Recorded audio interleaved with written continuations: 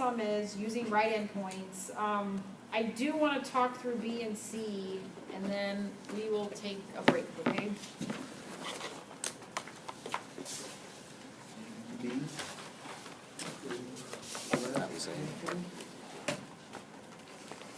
B and C are asking you to do the same thing, but B has us use left endpoints instead of right, and C has us use midpoints.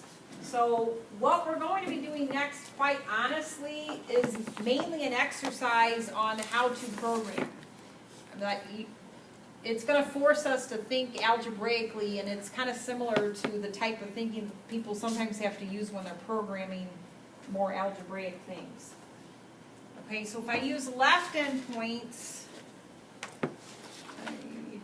I think I want to clear that. By the way, if you shaded and you wanted to clear, you could go into draw. Okay, so second program and go into draw, and you want to hit clear draw. So if I use left endpoints, I'm just going to throw the calculator away.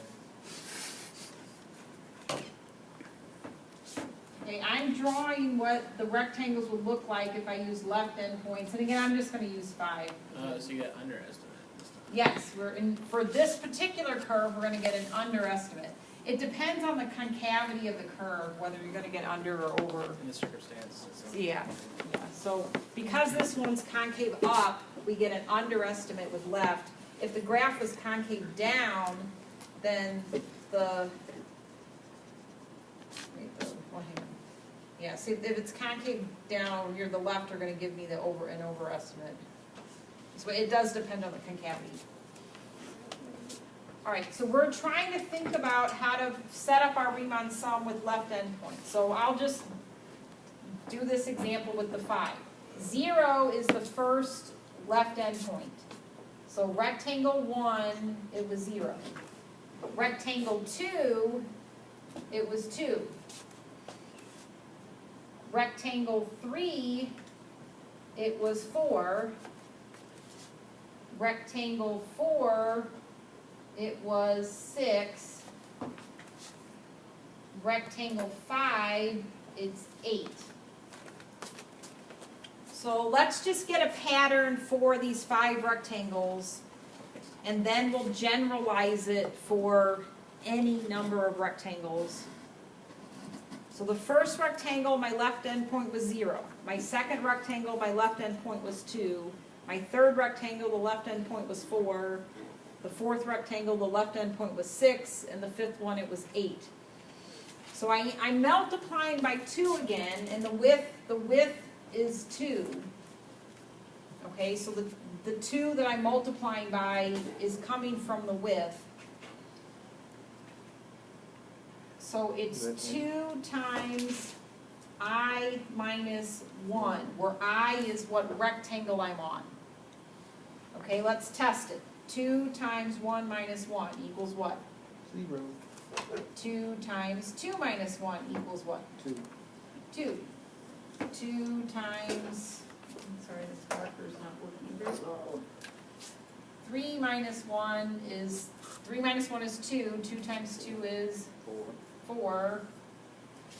And then 2 times 4 minus 1 is equal to 6.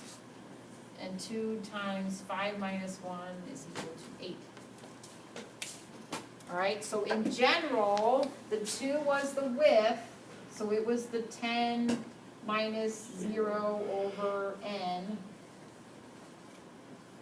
And we were multiplying by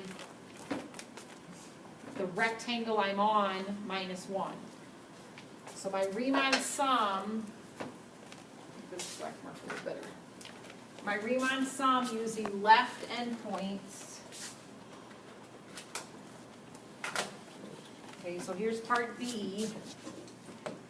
My Riemann sum using left endpoints. The width is still 10 over n. Okay, I'm going to get the width the same way for any method. It's beginning minus end divided by number of rectangles is how you're going to get the width of your rectangles. And then the height is given by your function with your left endpoints plugged in. So we're gonna plug in 10 over n times I minus 1 squared plus 7.